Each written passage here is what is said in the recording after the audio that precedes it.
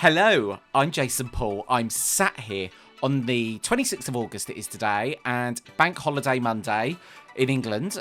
So I hope that you've had a lovely Bank Holiday weekend. I'm sat here in my hoodie today, starting to feel all cozy because it's autumn, but this hoodie actually has a massive stain on the front of it, but I won't share that with you. Now, I want to share with you a brand new series called Masterclass, and guess what? You're listening to the very first episode of it right now. Now, what are Masterclass episodes? They are designed to talk about one particular topic in detail where we scratch below the surface. So the normal episodes of Soul Sync, obviously, I talk about people's backgrounds, their stories, their experiences, but these particular episodes are focused on a particular subject. So most of the time when I do a masterclass episode is when I get a previous guest on to talk about a certain aspect of their experience. And I've got some really good ones coming up for you. But the very first one is with Christine Morgan, who is an international medium and teacher. She's been on a previous episode and she has 32 years of spiritual mediumship experience and she travels all over the globe. She lives in Australia and she even opened up a Spiritualist Sanctuary in Perth, of all places. I literally the other day watched a documentary about Perth and it is so beautiful. It was the one where Miriam Margolyes travels over and it was just fascinating. It's on BBC iPlayer at the moment, but what a lovely city. Anyway, Christine's coming on and she is talking about on this episode with me, let me say that again, the psychic to spirit pathways. That is the psychic to spirit pathways. So we're going to talk about that journey of going from being a psychic to spiritual development and connecting to the spirit world. So I've done a great job at explaining that, haven't I? So you're going to enjoy this episode anyway. We're really going to get drilled down on this one particular subject. So I really enjoyed this conversation and I'm so excited to share the very first masterclass episode with you. Do remember, if you want to watch the episodes rather than listen, you can go over to my YouTube channel where, if you're watching, hello again. Anyway, without further ado, my masterclass episode with Christine Morgan titled The Psychic to Spirit Pathways. So, Christine, firstly, a massive warm welcome back onto the Soul Sync podcast. Thank you, Jason. It's lovely to be invited again. Nice to see you. Thank you very much. It's lovely to see you too. Thank you for coming.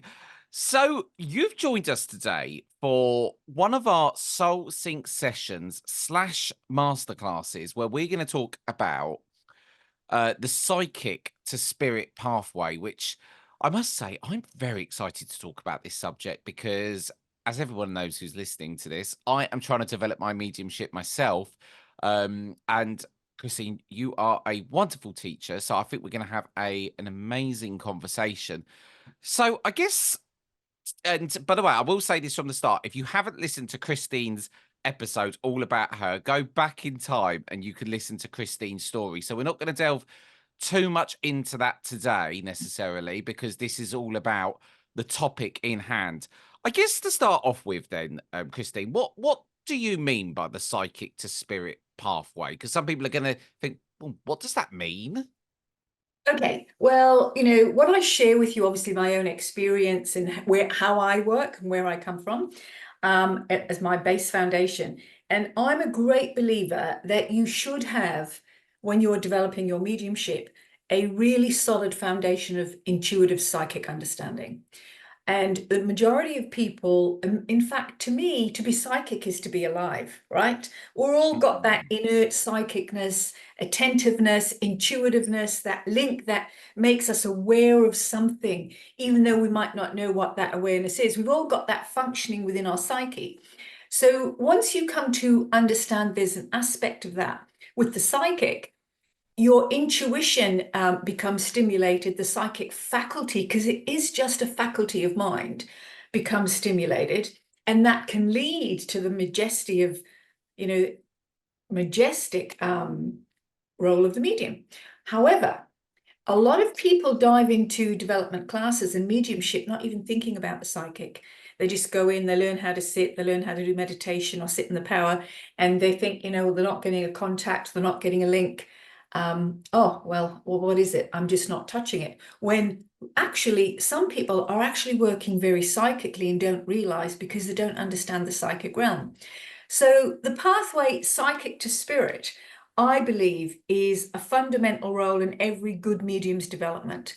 And you do have to understand the difference, because you can be, as I say, thinking you're trying to get a contact to the spirit world, you're getting no's all the time, your information's not making sense. And if you don't understand the psychic intuitive levels of self, you could totally disregard it. But your mind might be being stimulated psychically, and you could be picking up information on a psychic level, which leads you to mediumship if you want to. So to learn about mediumship without psychic understanding, I actually think is quite fragmented. I actually think that it's a piece missing out of some mediums' work, because they, even though we all love to work for the spirit world and we love to be part of that communication, we actually can work brilliantly psychically as well with our own minds. Hmm.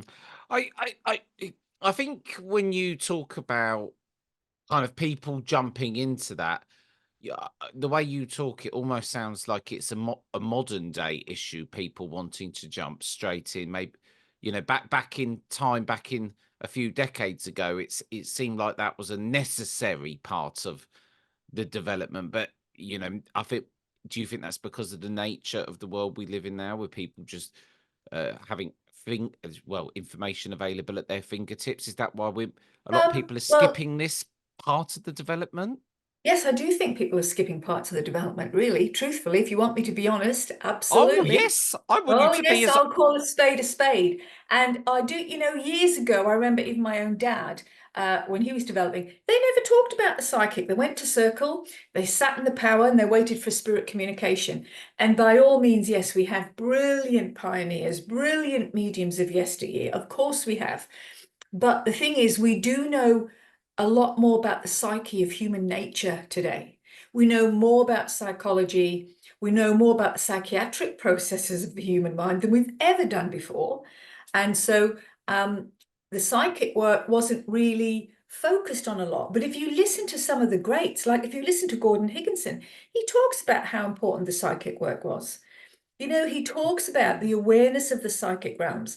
And so a lot of old mediums, they just went to circle, sat in the spirit, and they were able to learn communication. But today, I believe everything's so fast, Jason. It's gimme, gimme, gimme. I want. Get development, get up, get on the platform, do a reading, open a business, did it. And it's like this roller coaster. And sometimes you just have to put the reins on the horse, right? And you have to go, what's really taken place here? And I'll use myself as an example. When I remember when I first started, and I started demonstrating in England with my dad. And I used to sit in his development circle in England sometimes in his old church, Spiritualist church. He was a president for 40 years. And I'd get up and give something thinking I was with the spirit world. And he'd say, that's psychic. Ah, That's ah, psychic. That's not mm. from the other world. And I would go, what? What are you talking about? So there's this misunderstanding with some people, not everybody, of misunderstanding the filters of information that flow through the medium's mind. So everything has to flow through our filters, right? All your sensory perception comes through your filters. So when it's flowing through your filters, it will pick up aspects of the psychic. And this is why at the beginning, you pick up a little bit about the sitter, and maybe just touch the spirit world a little bit. Then you start talking more about something in the sitter's life, or a memory of them, or you're able to describe things for them, and you can place it with the communicator because you can sense the spirit there. But the mind is not stable enough to actually hold the contact of the spirit world. So the person carries on with the information, thinking it's all from spirit, when actually they've delved into the psychic realm as well. So to understand the difference, I think, is paramount. And psychic work is exciting. I mean, you can do fantastic stuff with psychic work. I love it. And I do a lot of psychic work.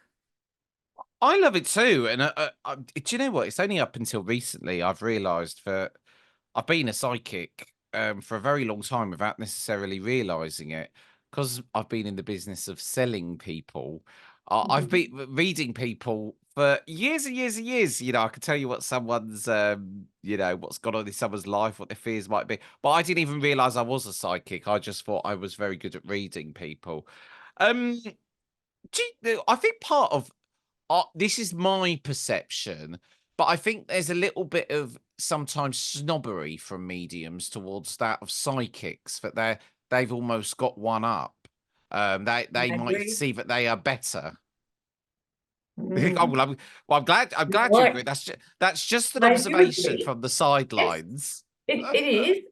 People, there is sometimes people, I mean, there's an old saying, psychic's not a dirty word. And the fact is, a lot of people will say, oh, well, it's not from the spirit world, that's psychic. But it's still something fantastic that you can use your own psychic ability or your own depth of intuition to feel into information, and not just top surface information. You can really delve deep into the layers of the soul of the person. And so people who do that, and it does happen, which is quite sad, really, I think it's their own ignorance. And I think that it's also a big red flag that there's chunks of their education missing. I guess to go back then, right? So lots of people are going to be listening to this who are thinking, "Oh, I'm dabbling in mediumship, or I want to get kind of started." So obviously, like you've kind of explained, the reasons and the rationale behind developing the psychic, to start to get on that pathway towards communicating with spirit. I guess first things first. How does someone start to develop their psychic abilities? Well, to be How quite truthful, to start anything, you've got to start with developing the self. And so what happens is we're developing the self all the way through our development. It doesn't stop. It doesn't matter how many years you've been doing it. You never get to an end result of developing the self. The soul is always in a development motive. And so you have to, I feel that you should always have some level of training in self-awareness. You should know what makes you tick. Know how you physically, emotionally respond to people, to comments, to situations, to types of people, personalities. You really have got to look at your own inner action. Mhm. And when I say inner action, I mean you've got to look at your own inner responses to situations and people. Because if you don't have any self-awareness, how can you be aware of others? You've got to Yeah. have a look at self, right? So I would also recommend that you do work on self. And then when you're working with the psychic, to stimulate that, I mean, there's a million and one different exercises people can do. People play with cards, they use rune stones, they use focus exercises for clairvoyance. They can do lots of different things with psychic tools, and all of that stimulates that psychic mind. And all that psychic information that's floating in the ether around people's auric field, oh, she wears a red top. They drive a blue car. They love cats, and oh, they eat cheese and onion crisps. All of that Uh, is what we call the psychic fluff. It's all there. It's all those little bits that are floating around that persona that is being presented in front of them today. But when you're working at a very true, a basic, intuitive level, you're able to go beyond all of that, beyond the top surface persona, into the layers of who the soul really is. And that is where healing comes around, self-awareness comes around, and that's where true guidance comes. So, mm, if somebody comes to you with a problem, you might feel a solution and psychically say, oh, yes, you've got to sell your house, blah, blah, blah. But you've got to look beyond the reasons. It's like looking beyond the evident, looking beyond the evident, not evidence, evident. Something that's very evident. Okay, well, look beyond that. Why is that person responding that way? Why do they react that way? What's going on with them? And so the healing of the soul comes along when a true intuitive uses their psychic ability and intuitive awareness to really feel the person, not just play with the auras and the color of the aura mm, or the symbol of something. All of that's very relevant, but you want to go a bit deeper into it, you know? And mm. so if you can start off when you're reading people and practicing psychic development at getting all this stuff out of the way. Yes, they're a secretary, they drive a red car, they collect black cats. Fabulous, good, you're on the ball. But what else about them? Yes. Because what else goes on? I mean, this persona, this personality we act out in day to day, is this really us? Is this the true us? What goes on Mm, behind the mask of that, right? Really, what makes you tick? What makes you think? What drives you to want to communicate with the other world? What drives you to want to understand healing or be a speaker or philosophy or spiritualism? So there's a lot involved, and it unravels as you develop. it's interesting because where I'm at with my mediumship at the moment is I am dabbling in doing readings, mediumship, not definitely not for money, you know. So, that just gives a whole nother level of expectation. But I'm now getting quite confident in my psychic readings, and I'm able to do. I feel so. For instance, I had a man the other day. I didn't know anything about this man. He just came on, and he was in South Africa. And you make an interesting point because it's a confidence thing. Initially, I would, what you describe as top level fluff. There would be a lot of that, but I'm finding myself now that I'm leaning a lot more into these things, and I'm a lot more confident in my psychic work. But it's so true what you're saying, because with my mediumship, I fully understand that there's no way I can do that without really having a solid grasp on the psychic first, which is Right. because it's about feeling the energy as well. There's That's no right. way that I would be able to And do that without it. of course, and there's layers within layers of energy around you, right? You know, Yes. when we sit in the power, we are sitting in that power not to look for information or gain information, but we are sitting there to be in the very essence, the presence of the other world without expectation or asking or looking for information. And so we are becoming into that state where we're sensing all those different energies around us and that expansion of energy around the auric field. And so to work with it psychically and understand energy a little bit around yourself and other people enhances that. And so as you start to develop with your mediumship, you will find it's normal to get what we call the top surface fluff, what Christine calls the top Yeah, surface fluff. I They're my like it. words, by the way. It's a good Right? description. It's Good what Christine calls it. She drives a red car and she's a description. secretary. Whoopie-doo. Fabulous. Great if you start like that. That's where it starts. But then you have to go deeper, right? And deeper and deeper. And so you'll find that the psychic mind becomes stimulated, and that can lead to the wonderful majesty, like I said, the magic of mediumship. Not for everybody, but for most people. But I believe everybody's psychic. I just feel that they push it down or they ignore it, or they don't take notice of their own intuition enough. They don't listen to their own soul language. They Mm. don't listen to their own soul language when their soul is speaking. I think I've always. Actually, I am lying a bit. I used there. I have. I am lying a little bit. Actually, throughout most of my life, I have been very good at selfishly listening to my gut feeling and intuition. And on the times I haven't, the wheels have fell off of things in massive ways. But I think that I've always been very good at listening to that. And I do think that that's why I've been such a good psychic, is because throughout the years, because actually the funny thing about it, Christine, and I'm jumping all over the place, but I do this all the time on this podcast. I wouldn't have built my business, which is is a national business now, without my psychic skills. It's just I've only just realized that I've really got them. So I guess because a lot of people are going to be listening to this who are trying to develop their psychicness. So at the moment, I'm doing readings, I'm picking up on the top level fluff, very comfortable with that. How does one start to, really, well, I guess get below the surface and really start to get the detail? Because it's funny what you say as well, because it's so true. you're not going to impress anyone by telling them they got a red car and whatever. They go, oh, you know, okay, well, this psychic is obviously good. You know, they can get they've got some evidence. They must know what they're doing, but that's not going to help anyone. You're just stating what That's right. facts, aren't you, about the person? Yeah. How does one start to, you know, get deeper Get to into the it? grit.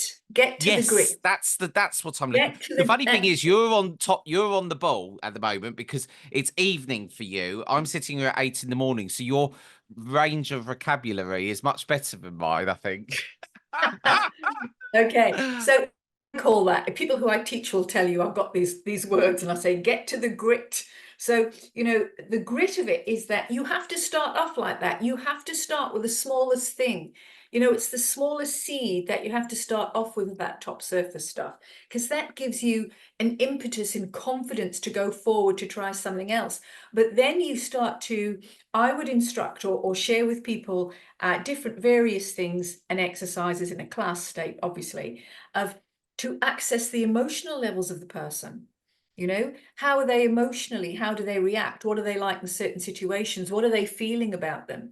And what is it that inspires their emotional state, and what brings their emotional state down?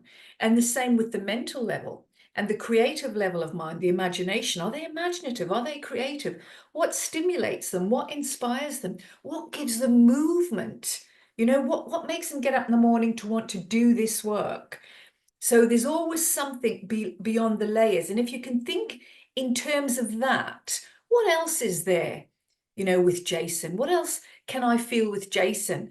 There must be something else there with him. Where's his mind at the moment? What's going on? And it's like you join the dots, you follow little steps of where the information or the feeling, all the five psychic senses are in working order. They all get activated in this process. You don't choose to be clairvoyant or hear things or see things, because you can do that mediumistically and psychically, of course, but you don't choose that. You allow yourself to feel the energy and really become at one with this person in front of you. And as you start to become at one with the person in front of you, and it's almost like I say to my students, it's like you're drinking in their energy. And as you take that drink, what flavor is it? Is there something there that leaves a bit of taste in your mouth? Is it sweet? Is there something going on with this flavor of this person, of this energy? And what is it that's getting you to that? So it's almost like an unfolding picture. Do you understand that? Yeah, I Almost do. like This is a an really good. unfolding picture. You're very good with your analogies. Christine, you put it in a way definitely that makes sense. Um, I think drinking the energy is a very good Yeah. you know, it's like a very good way to put it. And what you have to do then, Jason, is that say you work, okay, and today, say if you're going to do a practice group, okay, today I'm really going to practice working on the emotional state with people. What am I feeling? I know they've got a red car and a blue cat and, you know, grow figs or whatever, but think, what else have I got with them? How do they respond emotionally? What are, you know, are they contained? Are they expressive? Are they open? Do they hold knowledge well? Are they a seeker? Are they studious? So you sort of are looking at all these different areas that will bring you information as you're drinking in that energy and you're swallowing that drink. You're moving deeper into that energy with them. So as you're blending with them, you then can see where there might be issues or perhaps things that are obstacles for them, or indeed other things that make them really happy and joyous and exciting. So you look at all, you'll feel all the emotional sides of their personality and their nature. And that can be used also in their mental side, you know, and also in their creative side. People forget about creative expression. I'm really big into creativity and mediumship and psychic work. And I think people forget about that because the faculty of the imagination is used a great deal by the spirit world, because you know they've got to Yes. stimulate the imagination to bring things to you sometimes if you're not picking it up directly, clairvoyantly, clairaudiently, etc. And so the imagination, that faculty of imagination works to a level, but not to the point where you're imagining things and you're off track. So as that creative aspect of you becomes stimulated, your reading becomes more stimulated with practice. And it is practice. It Oh, is. absolutely. I'm Absolutely. getting a lot more confident at the moment now. I'm not as afraid of the no as much. Now I just go for it. And the way I try to look at it now, because I think one of the biggest problems I think is the fear of the no or whatever. Now I just look at it as an experiment, because it takes away all of the expectation. I just think I'm experimenting. This is an experiment. What goes when you're doing a psychic reading? And I do want to come on to mediumship in a moment, but I just want to properly iron out this important part of the, well, as it says on the tin, the psychic to spirit pathway. When you're doing a psychic reading, then yourself, do you what's going on in Christine's mind, or is nothing? Maybe that's the clue is in the title. Nothing's going on in Christine's mind because you're in your heart and you're feeling. I don't know, but um what's your Okay. process? What's happening Well, for you when you're doing it? you know, when you get used to doing this and you've got experience and you're doing it regular and etc., you automatically know that sensing of blending with someone. You get a feel for someone straight away. So certainly I might start off with something about, you know, what they do with their education or a job or where they are at this life at the moment. And that can come through us sensing all the colors around them and being able to colors so important to interpret the color and to interpret it how you feel about it, not what a book tells you. So when They you are say still, interpret the color, you're sensing a color to do if you with that sense a color, person. say for example, you know, you sit in front of me and I see a very deep green. I want to say what shade of green, what's the density like, what's the saturation level of that, are there other shades around it, etc.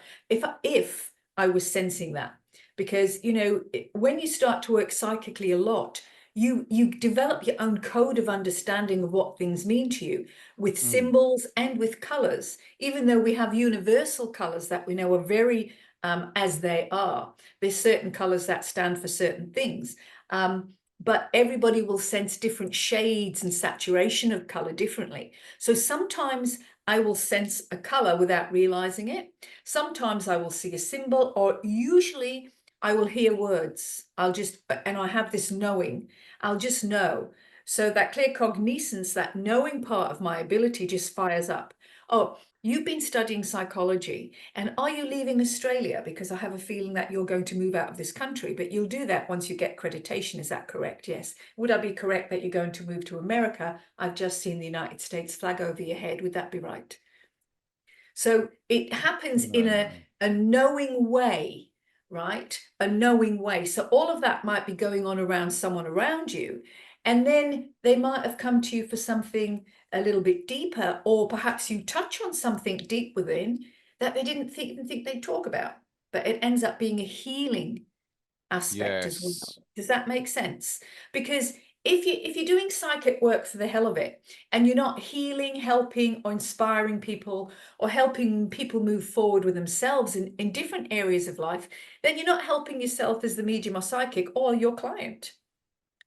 Well, I think I think what you say is true because people aren't going to a psychic for no reason, are they? Or a medium. They're Of going course because not. they've got an issue, or there's they want healing, or there's some reason or another.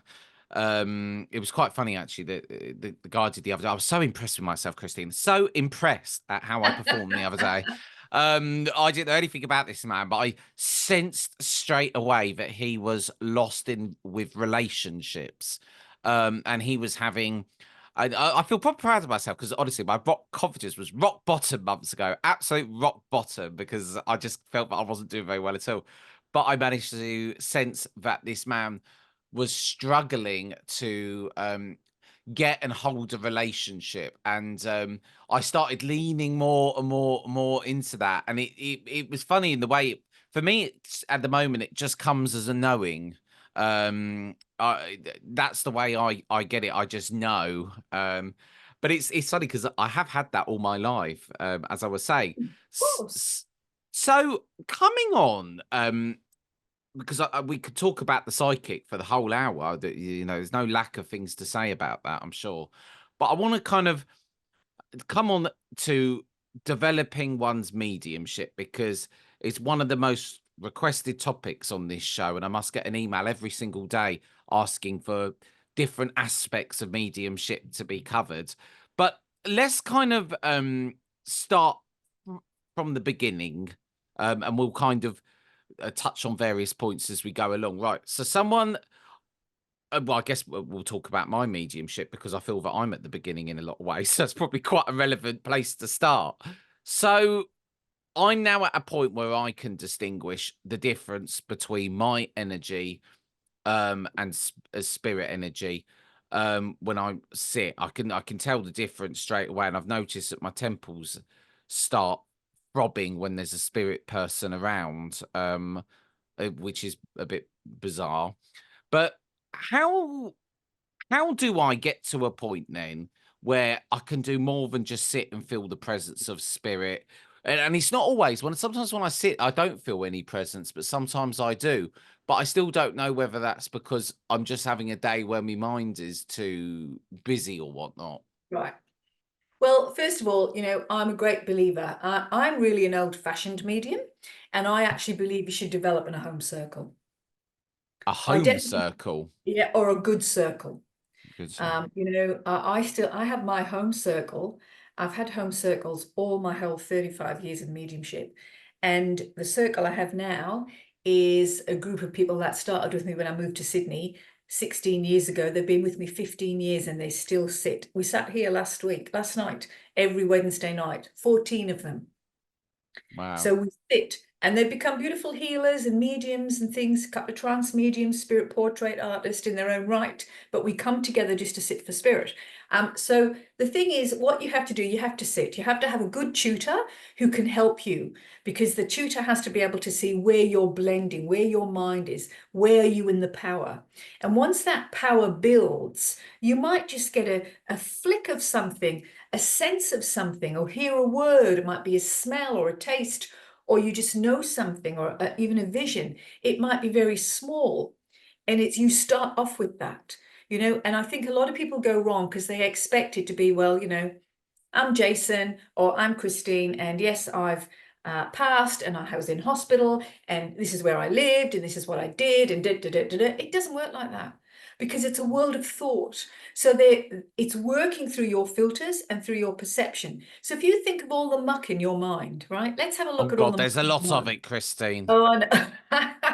Well, there's an awful lot in mine as well. Ah. But the thing is, we've all got mucky minds, right? So at the beginning, the discipline of sitting in the power, moving to be with that presence of the other world, which is the fuel. It's the fuel that pushes you to help a communicator, because that power of you helps sustain the contact, Mm. right? So if you're sitting, if you think about this, you know, really, you have a motor car, that is you. You have to add fuel. You have to add fuel, which is your power. You are the driver of the car, and the spirit world is your passenger. Use that analogy. But that car will not move without fuel. You can't drive it anywhere.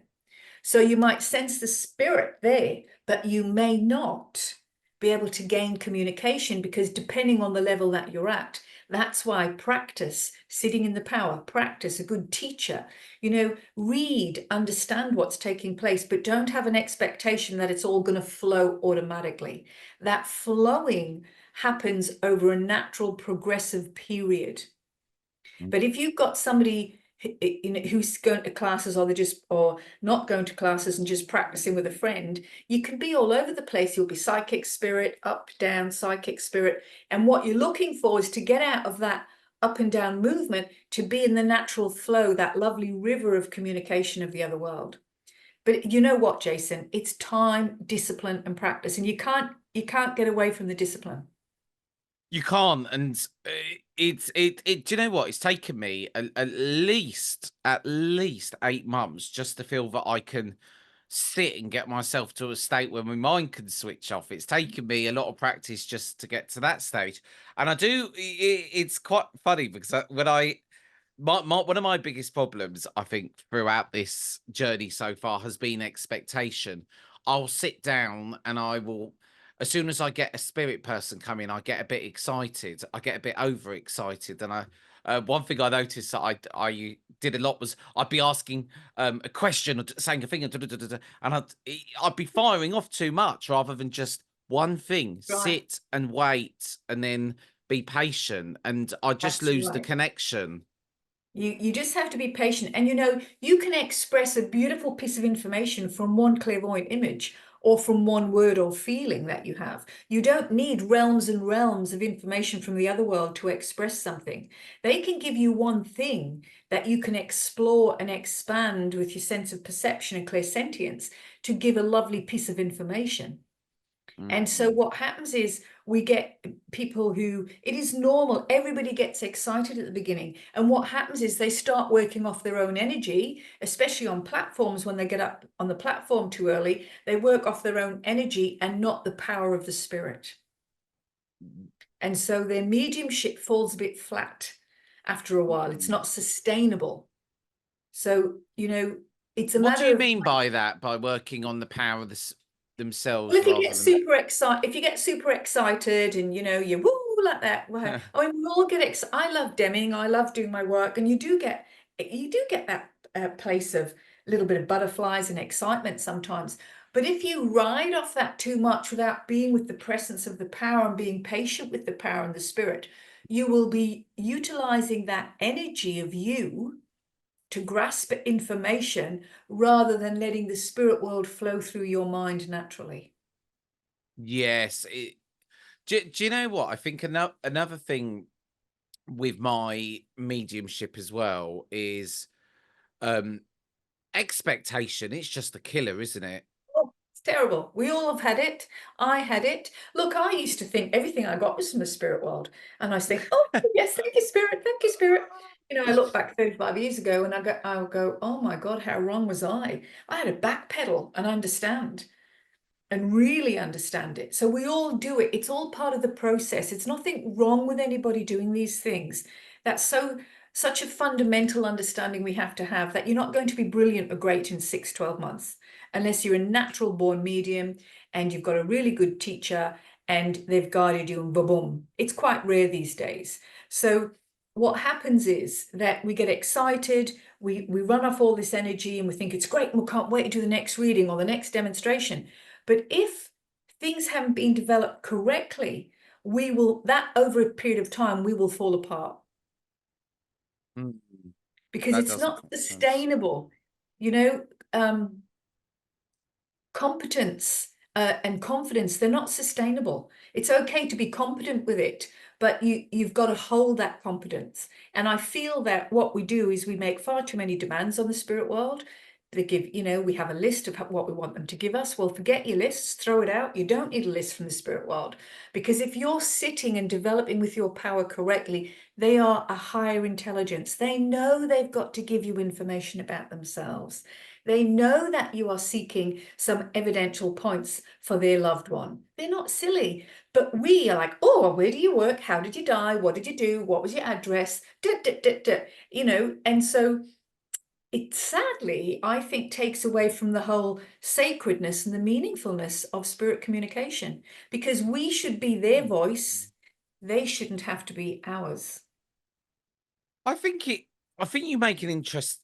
That's interesting in itself because I I have had to say to myself recently, Jason, you are dealing with a person. This is an actual person, and I think Mhm. that a lot of the time we don't. But the whole reeling off of questions and quick Oh, fire. Give me this. Give me this. Give me this. That's not how you would treat a that's person.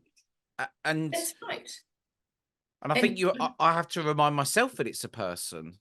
that's right. And I think that also, you know, how would, if you're in the spirit world and you want to talk to, say, one of your children, and you go to you're working through a medium, and you've got this medium's mind saying, well, tell me where you lived, what was your surname, what was your address, how many kids did you have, duh, duh, duh, duh. I mean, to me, that sort of communication and evidence is good, it's brilliant, but there needs to be something else with that because what have they come to say? Why are they there with their loved one? What is the purpose of the communication of the other world, which we all know is to offer evidence of the afterlife, but also it's about helping us view life in the bigger picture, helping our lives here be worthy. That's why our loved ones come back, to let us know they're okay, there's another place, we'll meet them again, and that our lives here are worth living in a wonderful, joyful way when we can, even though they know the frailties of the human mind and the human world. However, when you demand or make these questions or have this dialogue in your head, well, I want this and I want that, you fall into the area of picking that information up psychically from the sitter rather than from the spirit world as well. Do you understand Sometimes what it's I mean? difficult to distinguish the difference, isn't it? Because Well, sometimes I don't know if I'm getting it. You know, am I? You know what I'm saying? Am I actually getting it from a spirit person, or is this yes. potentially psychic? And that comes from understanding the presence of the other world and knowing that they're there. And From sitting in the power. that's right. That's right. And knowing that they're there, which is very different to psychic work. For me, feels very cold, very flat. It's just Mm. there. It's cold and flat. When I work with the other world, there's a movement within me, if I can say that. I just, and I might just be working a little bit intuitively with my client, and then all of a sudden I'm aware of someone in my room, or I'm aware of a presence next to me, but I might not have any information from that communicator straight away. It might be 5 or 10 minutes into a reading before they even say something to me. And I might hear, oh, do you know a man called Bob Smith? I feel this is your uncle. This man lets me know he's your uncle. His name is Bob Smith. And then sometimes, and then because I'm not looking for it or asking for it, sometimes it flows easier. And that's something we have to teach people, or people who are setting out need to understand. Don't grasp, don't chase information, don't run for it, don't follow a shopping list technique. Allow the spirit to move through you and express it, even if it's small, quality over quantity. Everything you say, I agree with. I think that the fact that you just allow it to flow and you sit there and you just carry on and you wait for it to come. But I think sometimes I'm sitting there going, come on, please give me something, feeling the pressure. And I guess that comes with confidence, and the confidence of, okay, I'm going to start psychically, see what comes in. And actually, funny enough, when I did that reading the other day on the guy, um, it flowed much better for that reason. I started psychically, and I at the moment I'm in that stage, which I'm sure you've probably been in as well, where I'd say, "Oh, if a spirit person comes in, would you like me to make you aware of them?" And he said, "Well, it depends who it is." And I said, "Well, unfortunately, I don't have a." If Dial up. someone comes forward, they come forward. I can't. Yeah. We're only having Laura come forward today, only Laura. So then we got halfway through, and I did feel a presence, and it was for that reason, because it was flowing, and there wasn't that. Please give me something. When I'm sitting in Arthur Findlay, come on, I need a bit of evidence, please, spirit world. It's coming to me a lot easier. So I It think you're is. right in what you're saying. I just think be in the river of the flow rather than in the river of want. Yes, and I think that is one of the biggest barriers in developing one's mediumship, Oh, because we totally. all have an It- expectation, especially when you paid however much to go on a course, you probably want it even more. That's right. But the fact is, you see, and the other thing about the courses and everything, you have to look at everything as an experience, right? If you look at it as an experience rather than getting you to the next level of development or making you better, because really what it does, it's an experimentation and it's an experience that you can then go home and put those things that you've learned into practice more. That's what the college is about, right? So Yes. the college doesn't make mediums. We're not in the business of making a medium, because you can't make a medium. You can't even teach mediumship. You guide people with the ability to the best that you can, and their own attentiveness to what's going on within them, and paying attention and understanding helps the mediumship flourish as well. Is that because you can't teach it because it's so personal on how one person feels and Well, not everybody has a great ability. Not everybody can play the piano, but not everybody's Liberace. Some people can play it to a good standard. Some people can go below or above the standard. So it just depends. And everybody has an off day. Even well-seasoned mediums have an off day. We're talking about something that's not tangible. We all can stuff it up. That's just part of it. I just say stuff it and flush it, right? Get on with it. Go on to the next one. Stuff it, flush it, get on with it. Because what happens is we drive ourselves into this chaotic state of mind, of desire, of wanting to be the best medium, to get the best evidence, rather than stepping back and saying, what am I really doing? I'm really, like you're saying, communicating with a person. This is a sacred act. You're in a state of conscious engagement with someone in another world.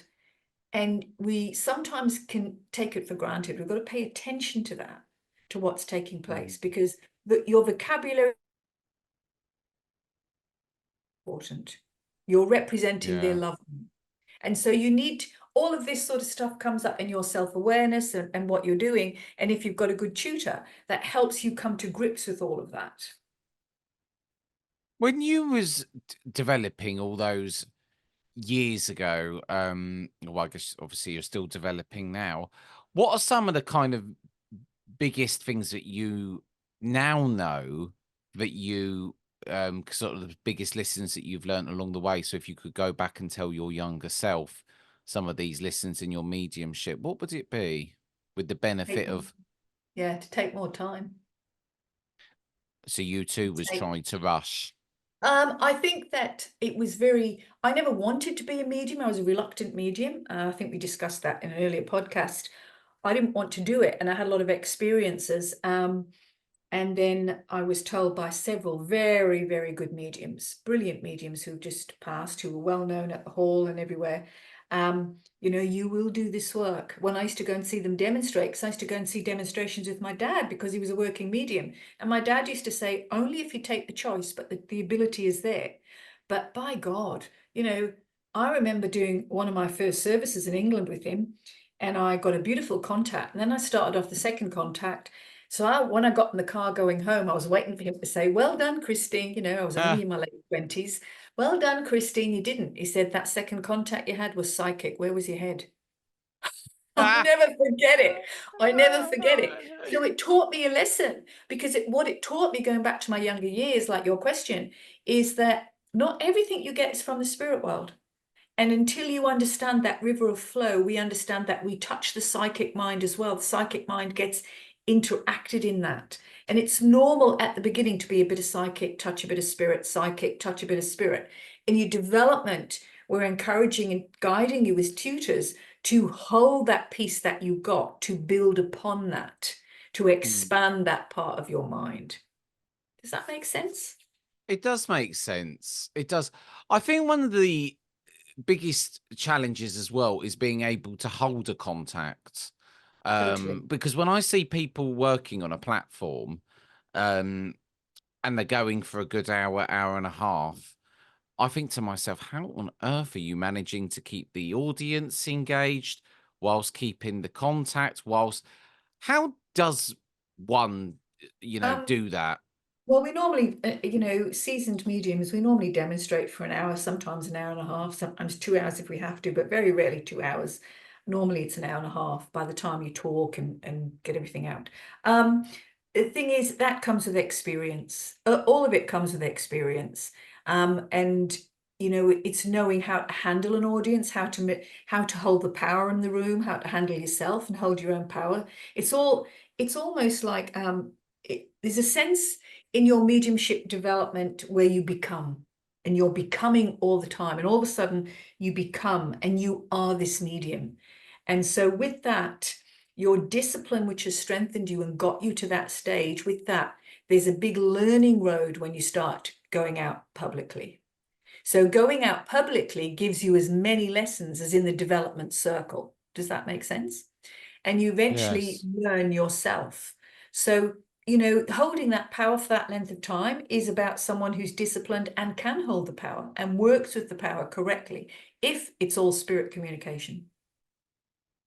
It's do you know what? I really think that I've got a calling as a step platform medium. I think that is my preferred. I think I'm just a natural performer. I just always have been, and I think I can hold a room. But I can't even imagine the thought of actually getting up on a platform one day and being up there for a prolonged period of time and being able to hold a spirit contact. But I guess it's the energy of the room as well. You sort of feed off, you know, which You need the energy of the people, but you also can, you know, when you've got a bad audience, or you know, and you've got a bad feeling in the room where the power doesn't seem to be flowing, you've got to be able to stand in your own power and hold your own power to be able to communicate.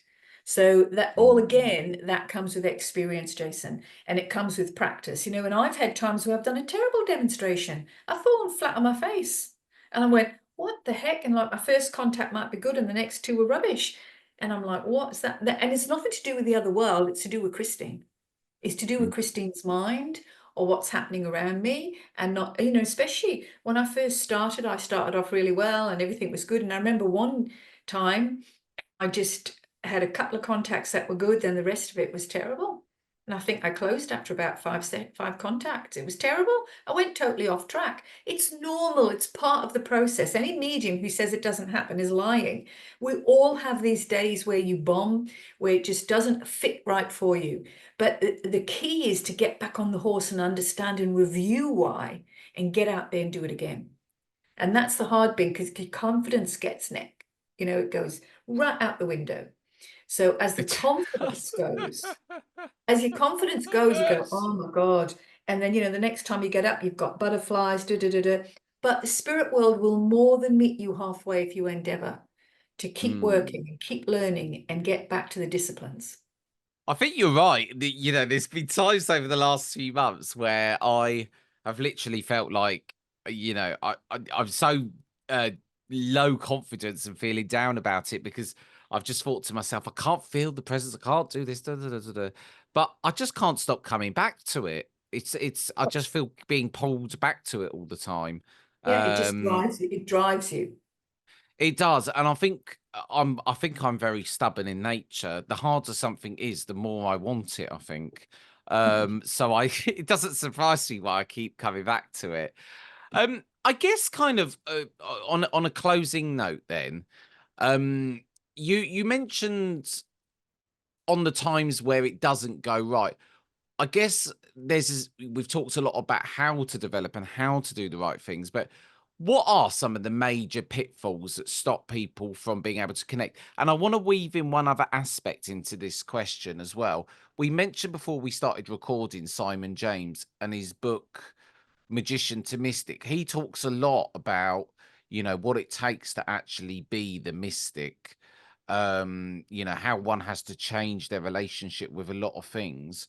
I guess I wanted to weave an aspect of that into this as well, to make this more human and personal. So I guess the ultimate question I'm going around the houses in the question now, Christine. Well, What is it that what are the common pitfalls? What is it that people have to kind of look at within their own life if they really want to take their mediumship to the next level? I think there's self at a really deep level. I feel also why they want to become the medium, Hmm. and really, really be raw truth about yourself of why you want to do it, and understand that it's not entertainment. It's not just to get up and get a link and be fantastic because you've got great evidence. There's a wondrous relationship with your own soul, with the divine. And what I mean by that, because you hear these words bantered around a lot, is that it's about your own personal, individual, perhaps it's an inner dialogue, but that inner side of your heart and your mind that is linked to something greater than you are, that always has been there, and your absolute intrinsic link to that. And so with that, when you understand that what we do has been around for eons of years, it is ancient, it's not modern day. Is that all right? Am I just doing this because I can do it? Or am I really working with the truth of my own soul and heart and understanding that I have something very sacred going on within me when I'm in that relationship with the divine? And you hear people say, well, I don't believe in God and God, but God is the source, God is the power, God is the spirit. You know, whichever way you want to express that, you can't get away from that, because one of the things you have to recognize when you start developing true mediumship, you cannot get away from yourself. Yes, I agree with that. You are Have the I vessel, aren't you? discombobulated you? No. Do you know what? Everything you're saying makes total sense, and I think only recently I'm at a place where just all of the connects dots have started connecting for me recently. A lot of things are just making sense, and I think that I think I'm at a really exciting crossroads as well, where I've had to look at a lot of things in my life, and mediumship, honestly, has put more of a spotlight on a lot of areas of my life than I ever thought as well. I think that my relationships with not just people, but just things in life, it's put a spotlight on. And actually, when I read that Simon James's book, it really made me think, Jason, you know, if you're going to actually be a medium, that, you know, it's a really hard journey. And I actually did a YouTube video about it the other day where I just thought it's not easy, because it really does put a spotlight on things. And the way I had to process it in my mind is, am I willing to completely surrender and you know, commit myself to this path if I want to be on it? But the problem, when I asked myself that question, I thought, well, can I not be on it? Well, no, now I know about it and know it's a thing, and completely believe in it. Can I turn my back on that when I think that is my true calling? Well, no, you know, I've been in my own head a lot about this, as you can probably tell, Christine. But that's, you know, that's also, but I really applaud that, because that's really self-awareness, right? And It it's about, is, you know, we have mediums who have a great faculty and they can work brilliantly, and then we have spiritual mediums. Is this a spiritual path for you? Are you looking at the word spiritual, spirit, spirituality, yes, spiritualism really through rose-colored glasses? Or are you taking your glasses off and really looking at it? Because everything about it is about us, and it's about the journey of self at a deeper level and understanding. And it's also about understanding that divine aspect that we link to when we work with the other world. That's a mantle of responsibility and major responsibility. We talk to dead people, if you say it that way, even though we know they're not dead, but they are somebody's loved one. And yeah, I think you have to have great respect. And I also endeavor as best I can to have grace with when I do that. Because, you know, when I pop my clogs, I want a good medium to come back to my family. So the thing is, I think that you have to be gracious and respectful, but I think you have to be very open to look into your own heart, your own soul, to see what really drives you, and understand the drive, and understand when you're reading all these things, is this for me? You don't have to be holier than thou. I'm not holier than thou. Oh my God, never. But I'm real. But what this has done for me, I know I cannot escape self. And I know when I have made a mistake, I've cocked up, said something, done something, acted that way. When I cock that up, I go, right, Christine, you know, you've stuffed that up. You came across that way, or were you doing that? Have a look at that. And if you can be really rawly honest instead of whitewashing things with yourself, you're also on that journey of discovering more about yourself. well, I'm very honest with myself now. I know straight away when I've been an idiot, and I hold my hands up to it. Christine, I think this has been an amazing conversation. I think we've covered so much ground. We really have done a whistle stop tour from the beginning of becoming a psychic, right through to developing one's mediumship. And I think there's so many pearls of wisdom in this conversation, and people will have loved it. So just leaves me to say thank you for coming on to the Soul Sync again.